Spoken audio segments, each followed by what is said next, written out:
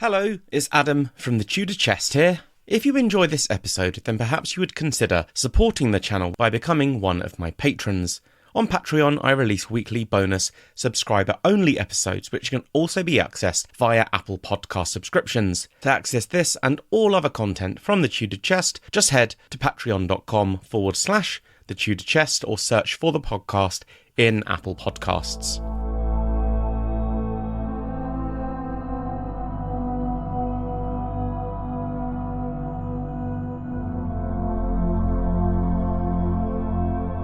It's the summer of 1483. King Edward IV is dead, and Richard, Duke of Gloucester, has snatched the throne of England and been crowned King Richard III.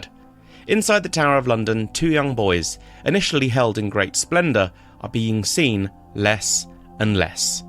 These were not just any regular tower inhabitants though, they were Edward and Richard, the sons of King Edward IV and Queen Elizabeth Woodville.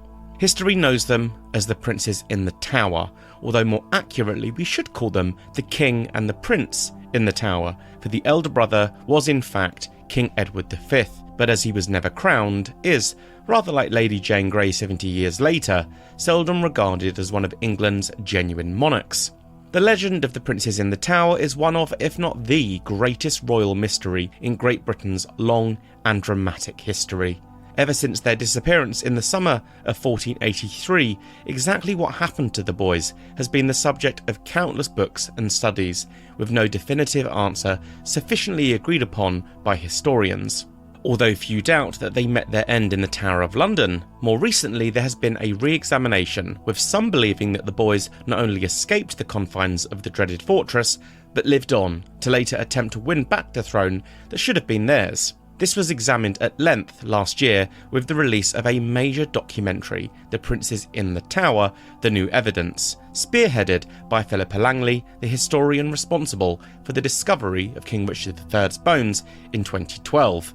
But what was the new evidence put forward? What is the backstory behind these two princes? And why is their story likely to remain unsolved?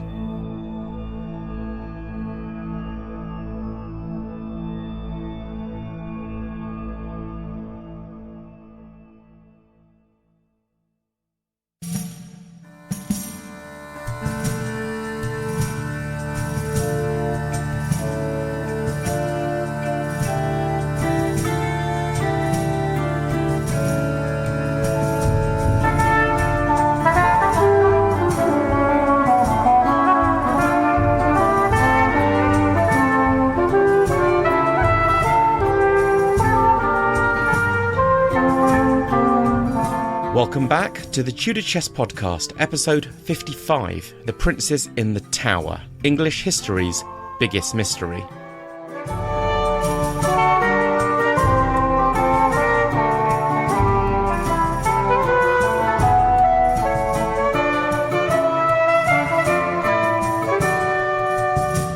"19 years before the disappearance of the princes in the Tower, their father, King Edward IV, shocked his court and kingdom when he proudly announced his clandestine marriage to Lady Elizabeth Grey, the widow of a Lancastrian who had died in battle fighting in support of the ousted King Henry VI.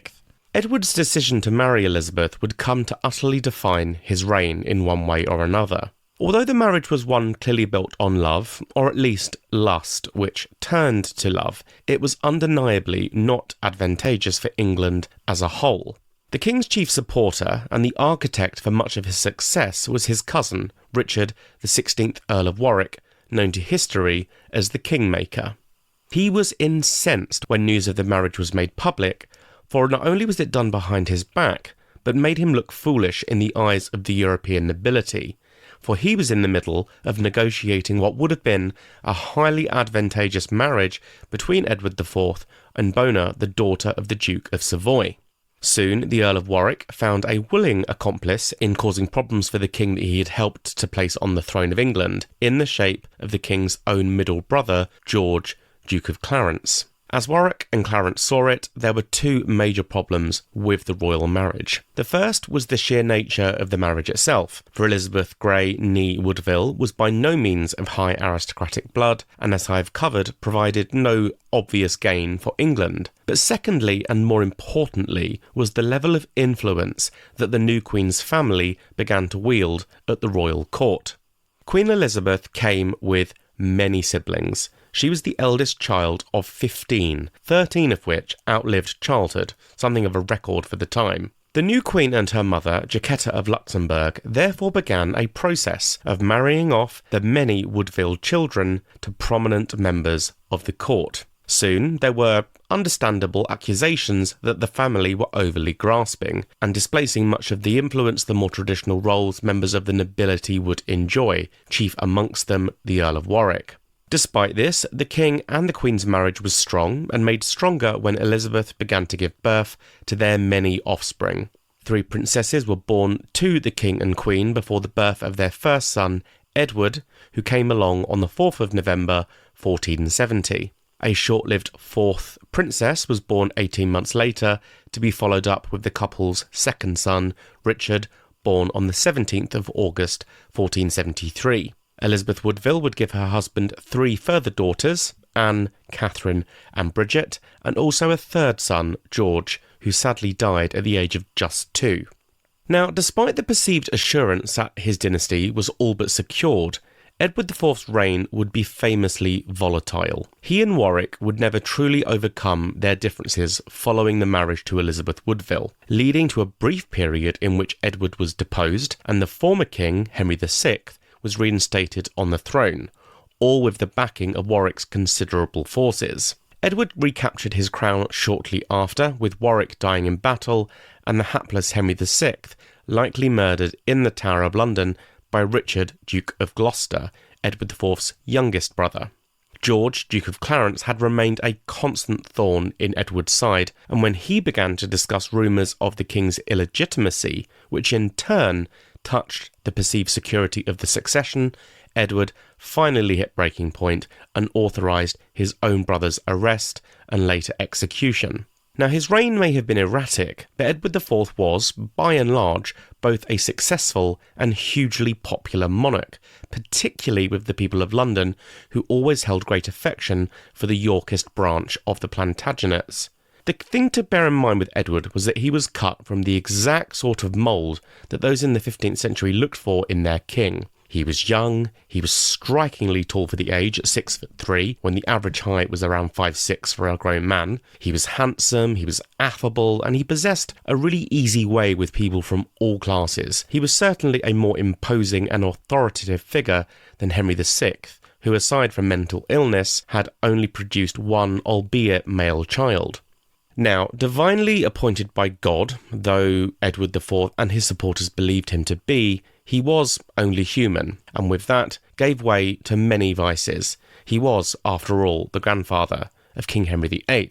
Although muscular and healthy in his youth, by his late 30s, Edward IV had grown very overweight, and during Easter of 1483, whilst out hunting, he caught a chill. Soon it became clear that he would not survive, and so he added codicils to his will which confirmed that the crown, naturally, would pass to his eldest son, Prince Edward, but he also specified that due to the boy's young age, that Richard, Duke of Gloucester, Edward's trusted younger brother, would rule as Lord Protector until his nephew reached adulthood. Edward died a few days later, on the 9th of April 1483, at the age of just 40. At the time of the king's death, his eldest son, now known technically as King Edward V, was staying at his establishment at Ludlow Castle. The child king had been living at Ludlow since 1473, having moved there at the age of just 3 following his investiture as Prince of Wales. He was primarily raised by Anthony Woodville, 2nd Earl Rivers, a brother of Queen Elizabeth, and thus the young king's uncle. Queen Elizabeth was also keen for her brother to maintain this guardianship over the young boy, but was ultimately overridden and accepted the wishes of her dying husband. The new Lord Protector, Richard, Duke of Gloucester, was also far from the court at the time of his brother's death, at his favoured home of Middleham Castle in North Yorkshire. News of King Edward IV breathing his last reached Gloucester around the 15th of April, although it's probable that he was forewarned of just how gravely ill his brother had become. Upon receiving the news, Richard was reported as visiting York Minster straight away to publicly pledge his loyalty to his new king. Now, his first task as Lord Protector was to escort the new king into the capital. He set off from Yorkshire on the 23rd of April, with his young nephew departing Ludlow the following day. Initially, they were due to rendezvous at Northampton and from there head into London. But upon reaching Northampton, Richard discovered that his nephew and his party of 2,000 had already moved on to Stony Stratford in Buckinghamshire. Edward V sent his other uncle, Anthony Woodville, back up to Northampton to meet with the Lord Protector. Gloucester, by this point, was joined by his friend, Henry Stafford, the 2nd Duke of Buckingham, and although outwardly greeting Anthony Woodville cordially, an altogether more sinister plan was being put into place. On the evening of the 29th of April, Richard dined with Anthony Woodville and Richard Grey, the younger of the two sons Elizabeth Woodville had had with her first husband. Thus, Richard Grey was a half-brother to the young king and a stepson of the deceased Edward IV.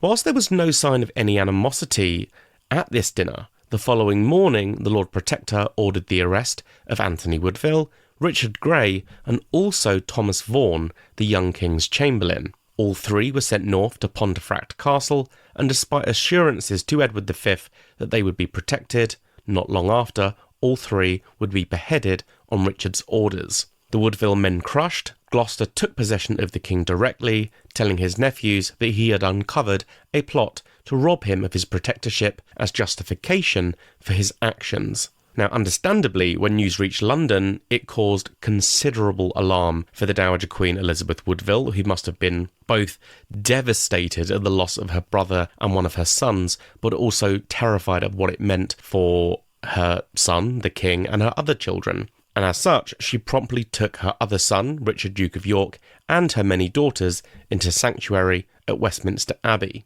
Once safely inside the abbey, Richard could not touch the Queen Dowager. She was protected by the church, and from there, she could plot. Edward V and Richard Duke of Gloucester arrived into London together as planned. Outwardly, plans for the king's coronation progressed, but the date was postponed from the 4th of May to the 25th of June, an ominous sign. On the 19th of May 1483, Edward was transferred to the Tower of London, although this was entirely in keeping with tradition, for it was the traditional residence of monarchs prior to their coronation, and so at the time it wasn't viewed as anything irregular. Tellingly, however, Anne Neville, the wife of the Lord Protector, ordered no new gowns to be prepared for her, despite the coronation supposedly due to take place imminently. As one of the greatest women in the land, it would have been expected for Anne to dress accordingly, and yet nothing was prepared for her to wear. Which begs the question, did Anne Neville already know that there wouldn't be a coronation? A little under a month later, on the 16th of June, Edward was joined by his younger brother, Richard, Duke of York. The Lord Protector ordered the boy to join his older brother, and the Queen Dowager was forced into releasing her younger son. With both boys now safely ensconced inside the tower, Richard, Duke of Gloucester, postponed the planned coronation indefinitely. The exact reasoning and the motive behind what happened next continues to cause considerable debate. What is beyond doubt is that news was brought to Richard, very likely from Robert Stillington, the Bishop of Bath and Wells, that Edward IV's marriage to Elizabeth Woodville was invalid, on the basis that the deceased king had been pre-contracted and gone through with a small wedding ceremony to one Lady Eleanor, a daughter of John Talbot, the first Earl of Shrewsbury, supposedly to convince the young woman to go to bed with him. Now, Edward IV was known for his amorous nature. He was addicted to women and kept mistresses after his marriage to Elizabeth Woodville, but he always went back to his wife and treated her with great respect. On the 22nd of June, Ralph Shah, a court theologian, preached a sermon declaring that news had been brought to the council's attention of Edward's supposed former marriage, which rendered his children by Elizabeth Woodville illegitimate and therefore not suitable to take on the throne. At the same time, it was also made clear that the children of the late Duke of Clarence, Margaret, who would grow up to become the unfortunate Lady Margaret Pole, Countess of Salisbury, and her brother, Edward the Earl of Warwick, were also removed from the line of succession owing to their father's attainder for treason. The lords and the commons gathered, declared their wish for Richard, Duke of Gloucester, to ascend to the throne. The two boys now held in the Tower were declared illegitimate by Parliament, and just 4 days after the sermon preached by Ralph Shah, Richard accepted the crown, becoming Richard III. Now, the question we have to ask ourselves here is whether the story about Edward IV's supposed earlier marriage was genuine, or if it was concocted to clear a path to the throne for Richard III. Both sides of the argument have their merits. Although largely vilified by history, Richard III, at least up to this point, was viewed with great respect. He was incredibly well trusted by his older brother, King Edward IV, and was loyal to a fault throughout his brother's reign, never coming close to any form of treason or even bad behaviour in the way that Clarence did. We now know, thanks to the discovery of his remains in 2012, that Richard did suffer from an acute scoliosis of the spine, something that would have been both painful and difficult to live with. And yet the image of him as the original pantomime villain is not contemporary to his lifetime and has a lot to do with Tudor propaganda and the work of William Shakespeare. Now, this is not to say that Richard was a saint. He was very likely responsible for the murder of Henry VI and took no time in authorising the executions of the Queen Dowager's brother and son. But equally, he was a product of his time and acted no differently to other men and women with power at the time. If, and it's a big if, the marriage between Edward IV and Eleanor Talbot was genuine, then under the terms of the time, the children born to him and Elizabeth Woodville were undeniably illegitimate. If this were the case, then Richard's decision to remove them from the succession would be viewed as entirely appropriate, and so to those who look to exonerate Richard's reputation, he was acting in complete accordance with the time and agreed to the wishes of the Council and Commons. There are a couple of big issues here to consider though. Firstly, it is highly convenient that the news of Edward IV's supposed bigamy only came to light once he was dead and buried. The story served an enormous purpose, that of discrediting the Woodvilles and removing the two most potent blockers to a smooth takeover of the throne by the Lord Protector. Richard's enemies at the time declared the story of pre-contract between Edward IV and Eleanor Talbot as a work of mere fiction, and it was not treated seriously by the man who would eventually oust Richard from the throne, Henry Tudor. The other thing to consider is that Richard was behaving with huge self-interest, which is given further credence by his decision to remove Clarence's children from the line of succession. By the 15th century, the idea of primogeniture was firmly entrenched as a means of passing on the throne. The crown would pass to a monarch's children, then their children. If there were none, then it would pass to the late monarch's younger sibling, then their children, and so on. Attainders for treason against an heir to the throne's parent was never deemed a blocker to the crown. There simply was no precedence for this, and as such, after Edward IV's children were deemed illegitimate, the crown, by rights, should have passed to Edward, Earl of Warwick, the Duke of Clarence's son. That Richard made the hitherto unseen decision to remove the boy and his elder sister from the line of succession on the basis of their father's former attainder therefore smacks wildly of a man rewriting the rules to suit his purpose. Whether Richard genuinely believed in the supposed Eleanor Talbot marriage or he chose to twist the story to enable his path to the throne can sadly never be definitively proven. Either way, it meant little for the two boys now held in the Tower of London. Although initially seen regularly and treated with reverence as befitted their rank, it soon became clear that the now deposed Edward V and his brother the Duke of York were slowly vanishing behind the tower's imposing walls.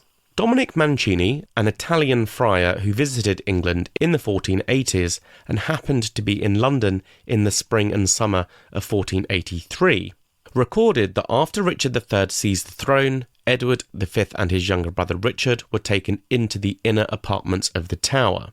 From there, they were seen less and less until they disappeared altogether. Mancini also reports that during this time, Edward was still regularly visited by a doctor, who reported that the young man acted like a victim prepared for sacrifice, sought remission of his sins by daily confession and penance because he believed that death was facing him. Now, there are also reports of the two princes being seen playing in the tower grounds shortly after the Duke of York joined his older brother, but there are no recorded sightings of either of them after the summer of 1483. Their final fate remains a mystery to this day. So what did happen next? What are the theories, and which is the most credible? It will come as no surprise that the most common theory, held by many historians from practically as far back as the disappearance of the boys themselves, is that they were murdered on the orders of their uncle Richard. He had the motive, and he certainly had the means, but other potential suspects are also worth examination, as is the theory that the two boys survived. In the same year the boys vanished, King Richard III faced his first rebellion, with the late author Maurice Keene arguing the insurrection was a ploy aimed at rescuing the two boys from the Tower of London before they could be killed. Keene backs up his theory by leaning into the fact that Richard's former ally, the Duke of Buckingham, became directly involved and shifted his allegiances towards Henry Tudor, which is certainly compelling evidence, for surely he would have only done so if he knew beyond doubt that the two young boys had been killed. Rumours of the prince's death were also prevalent at the time and even spread beyond English shores, for in January 1484, Guillaume de Rochefort, the Lord Chancellor of France, urged the Estates General to take warning from the fate of the princes, as their own king, Charles VIII, was only 13 at the time. Now, there is also some tenuous evidence which may suggest that the boys were actually still alive as late as the summer of 1484. However, the evidence is exactly that. It is tenuous. What the records state is that Richard III ordered his household to maintain regular food deliveries to the children.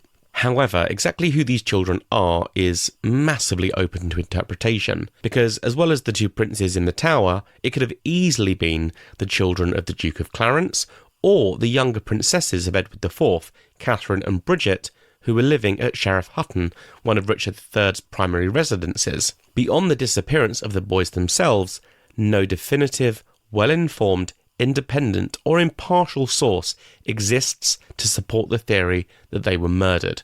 Only Dominic Mancini's account is from the time and was not discovered until the 20th century, although that shouldn't mean that it wasn't genuine. What has been discovered of late, however, is evidence which tells another story entirely, that the two princes may well have survived their ordeal in the Tower. To examine this next part of the story, let's look at one of the more compelling pieces of evidence to support the theory that the murder of the boys did take place, and that this murder took place in the Tower of London itself. After the disappearance of the princes, one of the biggest mysteries was what had happened to their remains. If they died in the Tower, then as prisoners of the highest birth, they should have been honourably buried, that is, unless whoever authorised their death wanted them gone without trace. Throughout the reigns of the Tudors and the early Stuarts, the bodies of the boys were considered lost, which added to the mystery of what happened to them. That all possibly changed on the 17th of July, 1674, during the reign of King Charles II, when workmen were remodelling the Tower of London and they dug up a wooden box containing two small human skeletons. The bones were found buried 10 feet under the staircase which leads to the chapel of the White Tower, the great big tower at the heart of the Tower of London. An anonymous report from the time stated that they were found with pieces of rag and velvet about them. Now, the inference here is that the presence of velvet indicates that the remains belonged to members of the nobility. 4 years later, the bones were placed in an urn and interned at Westminster Abbey, in the wall of the Henry VII Lady Chapel. A monument designed by Christopher Wren marks the final resting place and is, in my opinion, rather presumptuous in that it stipulates that the bones are the princes beyond doubt, for it reads in Latin, "Here lie interred the remains of Edward V, King of England, and Richard, Duke of York, whose long-desired and much sought-after bones, after over 190 years, were found interred deep beneath the rubble of the stairs that led up to the chapel of the White Tower on the 17th of July in the year of our Lord, 1674. Over 250 years later, the bones were removed and examined by an archivist of Westminster Abbey, Lawrence Tanner, a leading anatomist, Professor William Wright, and the president of the Dental Association, George Northcroft. By measuring certain bones and teeth, they concluded that the bones belonged to two children, around the correct ages of the princes, of 12 and 9 respectively. However, the examination of the bones is the subject of criticism. For firstly, it was conducted on the presumption that the bones were those of the princes, and concentrated only on whether the bones showed any evidence of suffocation, which has long been accepted as the means by which the two boys were killed. Furthermore, no attempt was even made to determine whether the bones were actually male. Since then, no further scientific examination has been conducted on the bones, which remain to this day in Westminster Abbey. As Dr. Tracy Borman explains in the recent documentary about the princes, permission to uncover the bones ultimately sits with the monarch, as the remains may very well belong to people of royal blood.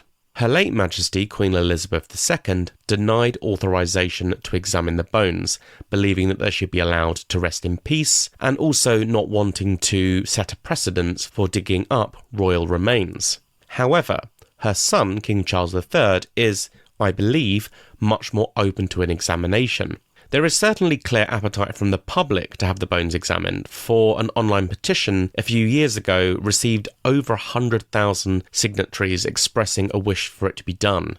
What is interesting, however, and adds yet more question marks over the remains of the bones, is that they are not the only royal remains which might be the princes.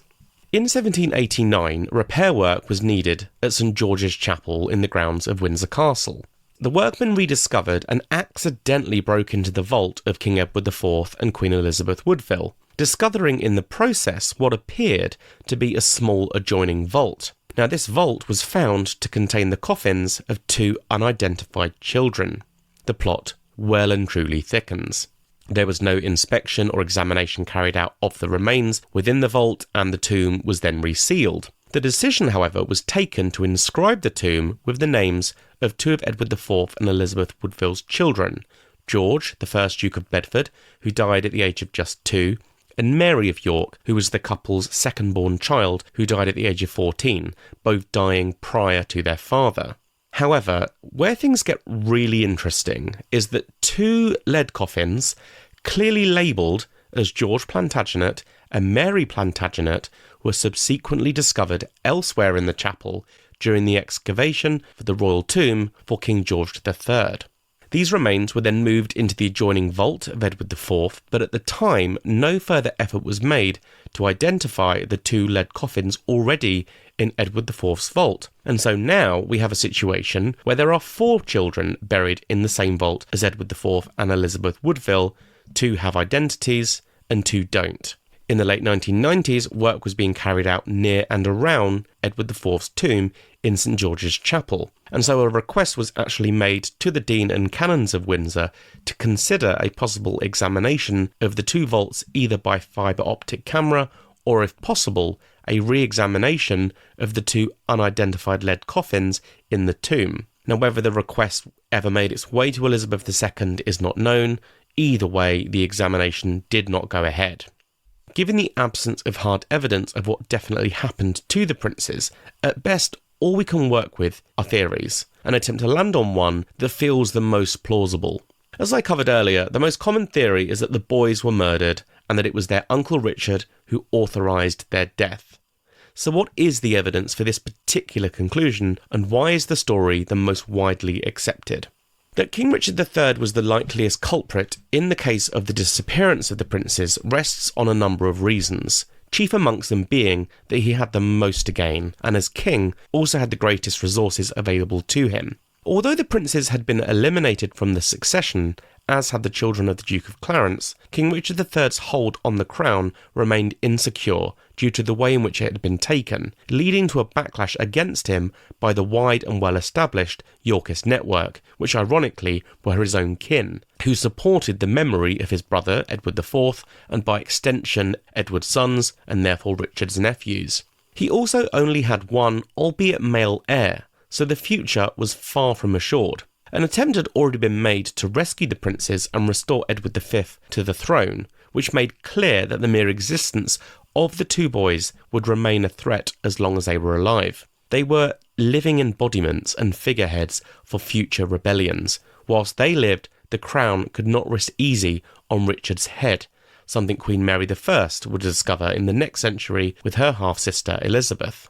Something to consider is that rumours of their death were well circulated by late 1483, and yet there was no attempt by Richard to prove that they were alive. If they were alive, then why not let them be seen in public? If they were disinherited, then it could be argued that they were neutralised as threats. And we know that Richard was not above displaying his other nephew, Clarence's son, Edward, Earl of Warwick, in public from time to time. So why not his other nephews? Clarence's son was still a prince of the House of York, attainder or otherwise. This alone strongly suggests that they were indeed dead. More compellingly still, Richard failed to open any sort of investigation into the matter, which would have been in his interest if he were not responsible for the death of his nephews. At the time the princes vanished, Richard III was not in the capital, but instead on progress throughout the Yorkist heartlands in the north of England.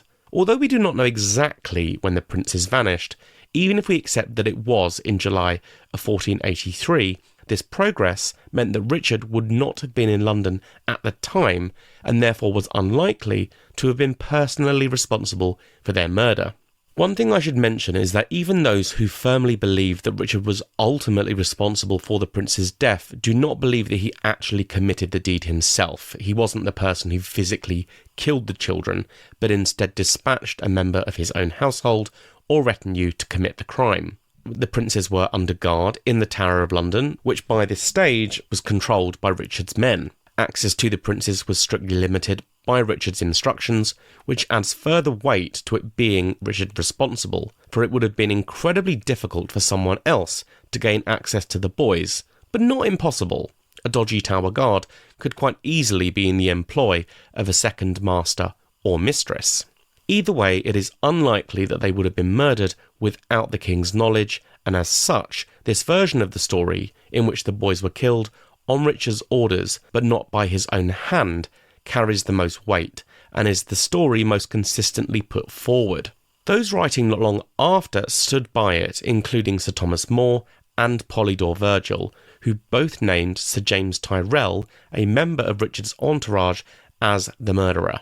Tyrrell was an English knight and ostensibly a keen supporter of the York faction, having fought for the Yorks in many battles. His loyalties were so strong with the Yorks that it eventually saw him arrested by Henry VII's forces in 1502, and shortly before his execution he admitted to having murdered the princes at the behest of Richard III. This conversation was recorded by Sir Thomas More. However, he confirms that Tyrrell made the statement under torture, and this is where things become muddy. Whilst the statement made by Tyrrell is therefore profound, if it were extracted under torture, then it immediately loses huge credibility and cannot be trusted. Richard's apparent guilt was widely accepted by his and Henry VII's contemporaries. These include John Rue, famed for the creation of the Rue Rolls, as well as the Crowland Chronicle and the London Chronicles, all noted the disappearance of the princes and the naming thereafter as Richard III as the architect of their murder. Another much more significant person who likely believed Richard's guilt was his sister-in-law, Elizabeth Woodville, the mother of the two princes. Although there is some suggestion that Richard sufficiently convinced Elizabeth that he was not involved, which in turn, and this is true, saw her and her daughters come out of sanctuary, this does not override the fact that the Queen Dowager then threw in her complete support to the cause of Henry Tudor in his campaign to depose Richard III. Now, of course, there was a huge element of self-interest here, for Elizabeth of York, the Queen Dowager's eldest child and the most senior female claimant to the throne, was promised in marriage to the man who would become Henry VII. If Elizabeth Woodville believed her sons either alive or not murdered at the hands of their uncle, then why would she so willingly align with a man who sought to bring an end to her own family's position as the monarchs of England? One of the other major suspects in the case of the prince's murder is Henry Stafford, the second Duke of Buckingham, Richard III's hitherto right-hand man, before his own execution just months after the princes disappeared. Buckingham's name comes into the mix, for he did possess several potential motives. Firstly, Buckingham had a pretty good claim to the throne in his own right. something that would continue to cause challenges for future Dukes of Buckingham in the reign of the Tudors. He was a descendant of Edward III twice over, through both John of Gaunt, the first Duke of Lancaster on his mother's side, and Thomas of Woodstock, the first Duke of Gloucester on his father's. He was, however, by no means alone in this. The Plantagenets were known as the Demon's Brood for their insane ability to produce many offspring. There were countless claimants to the throne in one way or another, although granted Buckingham's claim was among the strongest. Some historians, most notably Paul Murray Kendall, therefore regard Buckingham as a likely suspect, a piece of evidence to support this being his later execution, after he had rebelled against Richard in October 1483, a clear indication that he and the king had fallen out. Although, in my opinion, it's quite a leap to assume that a falling out could have been driven by Buckingham having murdered Richard's nephews. Now, there is some contemporary evidence from the time that places the blame on Buckingham, notably a Portuguese document which states, "And after the passing away of King Edward in the year of 1483, another one of his brothers, the Duke of Gloucester, had in his power the Prince of Wales and the Duke of York, the young sons of the said king and his brother, and turned them to the Duke of Buckingham, under whose custody the said princes were starved to death." Another document dated some decades after the disappearance was found within the archives of the College of Arms in London in 1980. This stated that the murder of the princes be the vice of the Duke of Buckingham. This has led historian Michael Bennett to suggest that possibly some of Richard's prominent supporters, Buckingham and the aforementioned James Tyrrell, murdered the princes off of their own initiative, without the authorisation from Richard III.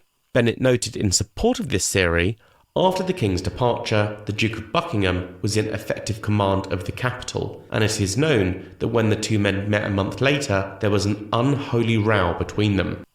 That Buckingham was mentioned in the Portuguese document makes him the only person, other than Richard, to be personally named as responsible in a near-contemporary chronicle from the time.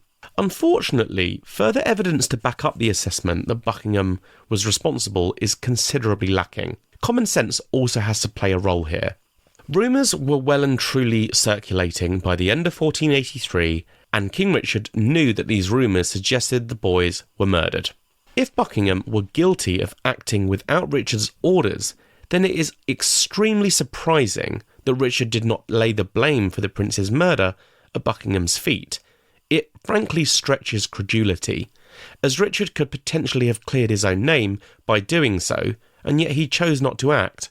Secondly, Buckingham would have required Richard's help to gain access to the princes. He was the Constable of England, which was an incredibly senior position, and that might possibly have seen him being exempt from needing the king's permission to visit the princes, and as a result he would have had the means to carry out the deed, but to have done so without Richard's knowledge or permission would have been frankly suicidal, and it stretches credulity. It's not logical.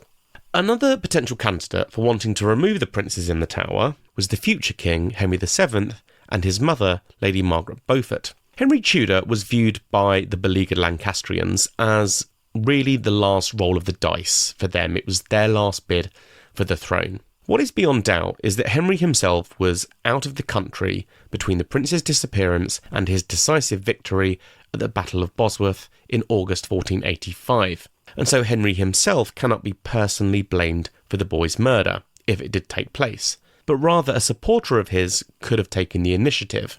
The person most consistently put forward as the architect for this third possible outcome is Margaret Beaufort, Henry VII's mother, for her attempts to place her son on the throne would have been much harder if the two princes of the House of York remained alive. Henry Tudor's claim to the throne was spectacularly tenuous. Frankly, he had no real right to the throne at all, and so clearing a pathway of the major contenders was naturally something his supporters would need and want to do. But there simply isn't any evidence to back this up, and it's only really given any sort of formal credence in the recent fictional work of Philippa Gregory. Evidence which supposedly supports the Henry Tudor and Margaret Beaufort theory is pure conjecture. For example, the year after becoming king, Henry VII married the prince's elder sister, Elizabeth of York, which was long planned for, and it helped reinforce his claim to the throne. Not wanting the legitimacy of his wife or her claim as the heir of Edward IV called into question, prior to their marriage, Henry VII actually repealed the Act of Parliament which named the children born to Edward IV and Elizabeth Woodville as illegitimate. Writing at the end of the 19th century, historian Clement Markham suggests that the princes were actually executed under Henry VII's orders between the 16th of June and the 16th of July 1486, claiming that it was only after this date that orders went out to circulate the story that Richard had killed the princes, and that the prince's mother, Elizabeth Woodville, knew that the story was false, and so Henry had to have her silenced. Markham backs up his theory by putting forward the idea that this was the motivation behind Henry's decision in February of 1487 to confiscate all of Elizabeth Woodville's lands and possessions and have her confined to Bermondsey Abbey. Now, unfortunately, this is sheer conjecture through and through. For example, there are ample reports that Elizabeth Woodville's time spent at Bermondsey was very much of her own doing. Henry Tudor was also never accused of the murder by any contemporary, not even by his enemies, of which there were many. Even big modern-day supporters of Richard, such as Jeremy Potter, the former chairman of the Richard III Society, noted that, with Henry, as with Richard, there is no real evidence, and one must suspect that if he killed the princes himself, he would quickly have produced the corpses and created some ingeniously appropriate story implicating Richard. Even if Henry VII was not responsible for the murder of the princes in the Tower, he was certainly responsible for the outcome of the two men who claimed to be one of the princes years after the events of 1483. For it was during the reign of Henry VII that two individuals came forward who both claimed, at one point or another, to be Richard, Duke of York, the younger of the princes in the Tower, who had somehow, according to this theory, managed to escape death, crossed the Channel overseas, and been waiting in hiding ever since. Now, naturally, they did not come forward at the same time, and the second was certainly both more compelling and caused greater havoc for King Henry VII. The first of these would-be long-lost princes, however, was a child by the name of Lambert Simnel, who initially claimed to be Richard, Duke of York, but quickly changed his story and claimed to be Edward, Earl of Warwick, the son of the late Duke of Clarence. It was this switch of identity that greatly undercut Simnel's supporters, and the fact that, rather awkwardly, the king was able to produce the real Earl of Warwick with little trouble, given that he had been lodged in the Tower of London since the start of Henry VII's reign. At the time, a brief rumour had spread that, like the two princes, Warwick had also vanished inside the Tower, and this was the driving force behind the identity switch. Simnel was aged about 10 at the time, and even his name is questioned, for contemporary accounts refer to him also being called John, which is quite a leap from Lambert, but there you go. Under the tutelage of Richard Simmons, an Oxford-trained priest who decided to go all kingmaker, Simnel began to learn courtly manners and the skills needed to sufficiently pull off the ruse that he was in fact the Earl of Warwick. Henry VII's position as king was still not widely accepted, and there were regular plots uncovered which looked to achieve a Yorkist restoration. Simmons was one such plotter. He journeyed to Ireland, a hotbed of Yorkist sympathy, with the hapless boy in tow, presenting him to the Lord Deputy of Ireland, who seemed convinced enough to support an invasion of England and overthrow the Tudor regime. A form of coronation even took place in Dublin on the 24th of May 1487, with Simnel dubbed King Edward VI. Further weight was put behind Simnel's claim to be the Earl of Warwick when another royal cousin, John de la Pole, the Earl of Lincoln, joined the rebellion. De la Pole was a grandson of Edward IV and Richard III's sister, Elizabeth. Another sister of Edward IV and Richard, Margaret of York, the Duchess of Burgundy, also threw her considerable weight behind Simnel's claim. The planned invasion completely failed, with the Earl of Lincoln killed in battle, and Simnel, rather than being thrown in prison, was instead put to work in the royal kitchens as a spit-turner before becoming a falconer in later life. Clearly, Henry VII did not treat the conspiracy seriously and was unwilling to spill the blood of a child who was, by and large, a puppet of more powerful adults. The second claimant, and as I have intimated, the more consequential of the two, was, we are told, a young Flemish man known as Perkin Warbeck, who claimed to be Richard, Duke of York, and unlike Simnel, he stuck by that. He maintained he was the Duke of York. Warbeck would be far harder to shake off than Simnel, and by the end of Henry VII's attempts to quell the drama that he created, in excess of £10 million by modern standards had been spent on putting down the rebellion. Now, Henry VII was known as a complete miser. He was a man who did not like spending money, and so that really does highlight how seriously this threat was taken. Warbeck amassed hugely influential support, not least of whom being Charles VIII of France, who paid for Warbeck to journey from Ireland into mainland Europe in March of 1492.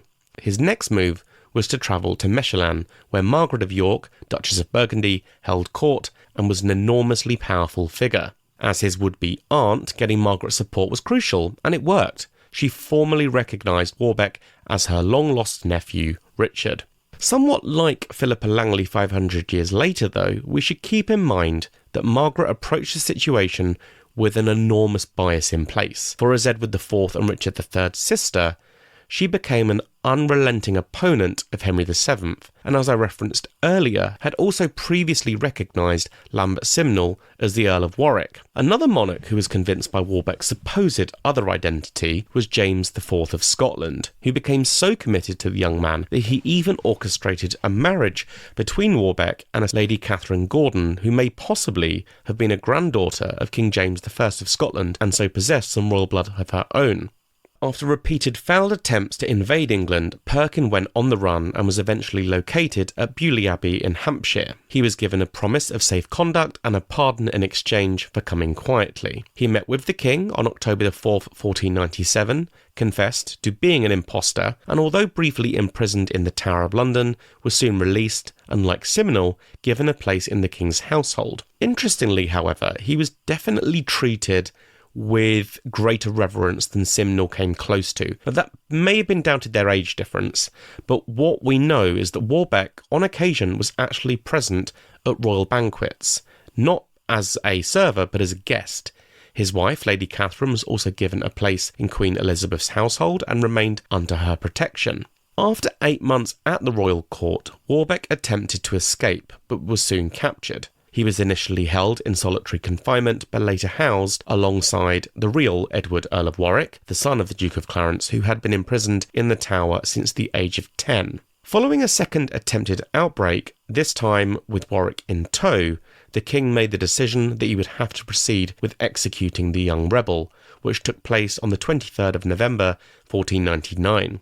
Warbeck was hung as a common criminal at Tyburn, although he was spared the more protracted full agony that normally awaited criminals of lowly birth. 5 days later, in one of King Henry VII's crueler acts, he also sent Edward, Earl of Warwick, to his death, this time by decapitation, on Tower Hill, given Warwick's noble birth.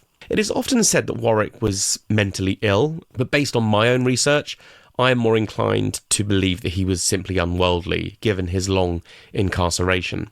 Now, with regard to Warbeck, this is one of those moments in the story where I must admit I am quite conflicted. I struggle to understand what Perkin Warbeck, if he genuinely was just plain old Perkin Warbeck, was hoping to achieve by escaping. If he was a simple Flemish young man with no aristocratic blood, then why on earth would he willingly throw away the chance for both safety and position at the royal court? Henry VIII would have had the boy eviscerated quicker than blinking, but Henry VII was more circumspect. He let Warbeck off, and yet Warbeck remained uncontent and plotted his escape. Why? Why would he do that? The argument that he was really Prince Richard, Duke of York, on this point alone, suddenly feels more plausible, because if he truly were a royal prince from an opposing house, then a lifetime of serving his enemies would have been galling in the extreme. This point was not brought up in the recent documentary, which to me seems like a woefully overlooked piece of evidence on the Ricardians' part. Perhaps I'll drop into Philippa Langley's DMs and mention it to her. And on the subject of Langley, let's discuss that recent documentary.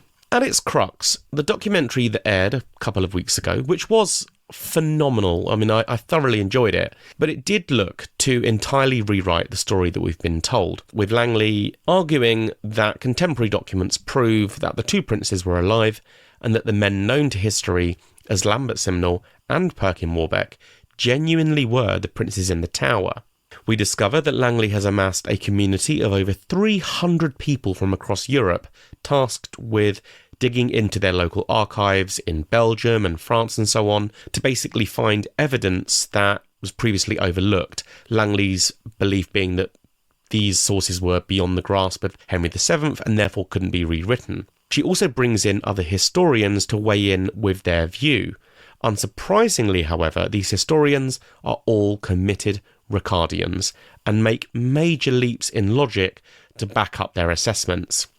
One such example is Yanina Ramirez, who claims include the theory that any good Catholic in England wouldn't authorise the murder of children, which is complete bollocks, but more significantly that the story we've been told is mere propaganda cooked up by Henry Tudor, that Henry Tudor was the winner of Bosworth, and thus, as the winner, he got to tell the tale he wanted to tell. Now, her evidence for this rests quite heavily on discrediting Dominic Mancini, the man we must keep in mind who is the only contemporary commentator who mentioned the princes disappearing inside the Tower. What Ramirez chooses to overlook is that Mancini's account has absolutely nothing to do with Henry Tudor. It was written long before Henry beat Richard at the Battle of Bosworth, and moreover, when Henry was still living in France. Simply put, Mancini was not on the Tudor payroll, and so cannot be considered a Tudor propagandist. Ramirez also mentions that the notion of actual murder is not mentioned once in the contemporary records. And this is true in as much as Mancini did not go as far as saying that the boys had been killed. But what is undeniable is that Mancini was in London at the time of the apparent disappearance, he had access to the prince's physician, and moreover, he was not an Englishman. He had no loyalty to Richard III, the princes, or anyone else. He was simply preparing a report for his overseas employer, a report he only detailed once he was safely out of England. I struggle to see why he would have therefore lied. What purpose would it have served? Ultimately, Ramirez's, let's call it character assassination of Mancini's evidence, should in my opinion therefore be discredited.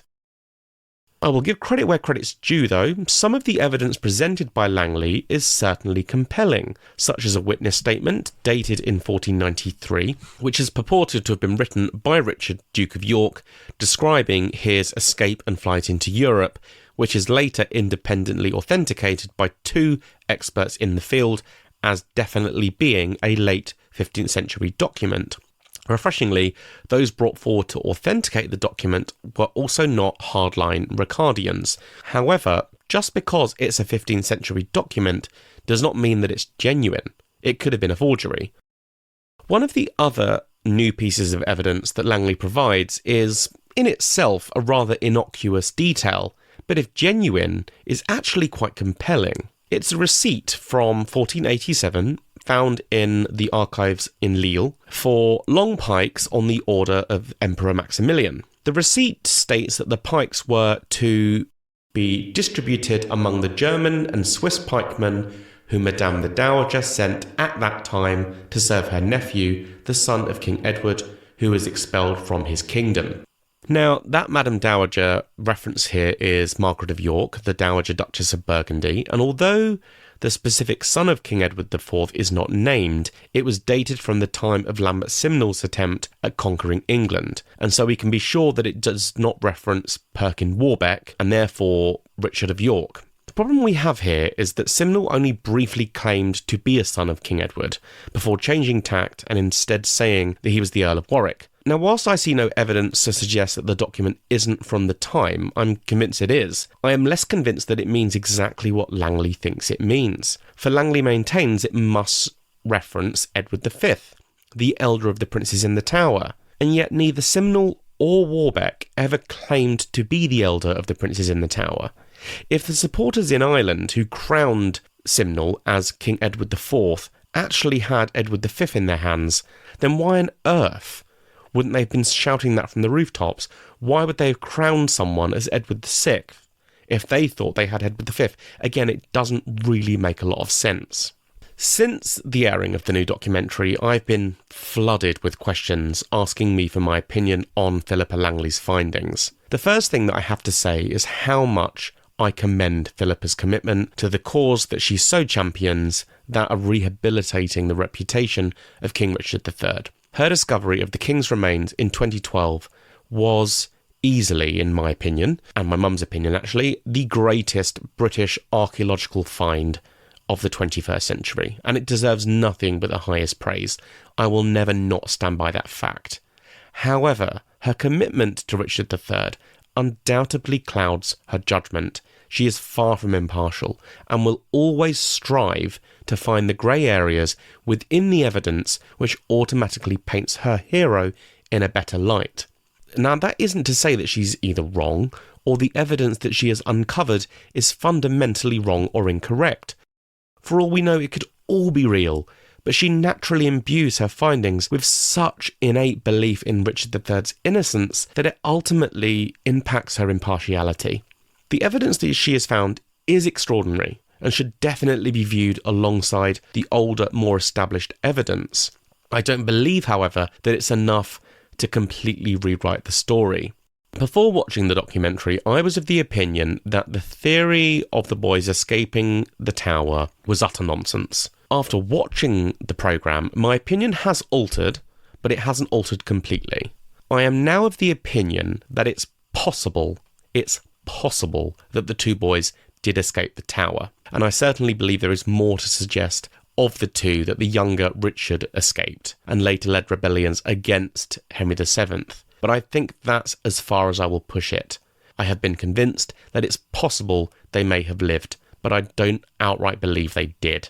So in a sense, my opinion has been altered, but it hasn't been altered completely. I know that's a massively vague conclusion, but I say that because I don't think we should ever talk definites when we're discussing 500-year-old history with such conflicting accounts. Furthermore, the key thing to say is that sadly, we will never ever know the exact truth, and here is why.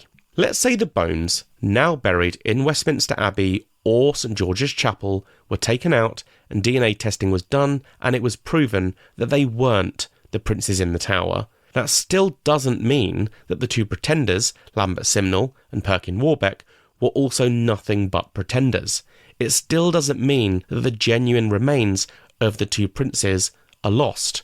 For all we know, they could have been scattered in the Thames or remain hidden in another part of the tower. The only way the story could come full circle is if the remains of Simnel and Warbeck were uncovered and examined, but sadly their remains are long lost, and I see no way of ever discovering them. Simnel died a natural death in his early 50s, but no confirmed date of death or a burial location is known, and Warbeck died a traitor to the crown. He was buried in an unmarked grave at the Dutch church Austin Friars, a church which still stands, but with no confirmed exact location for where his remains are held means that uncovering them will be like finding a needle in a haystack, although I wouldn't put it past Philippa Langley to locate them, given her history.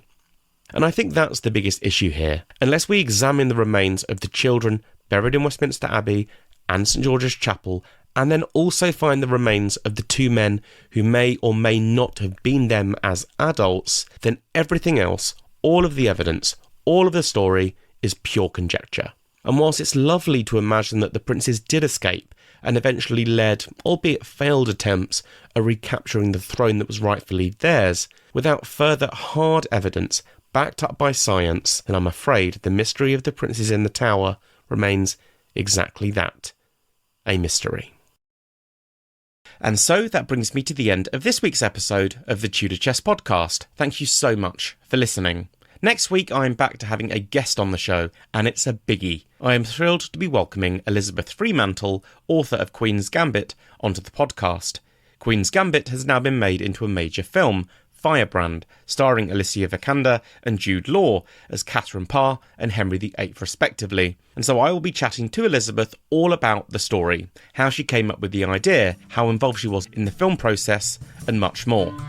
Thank you again for listening to the Tudor Chess podcast, and speak soon.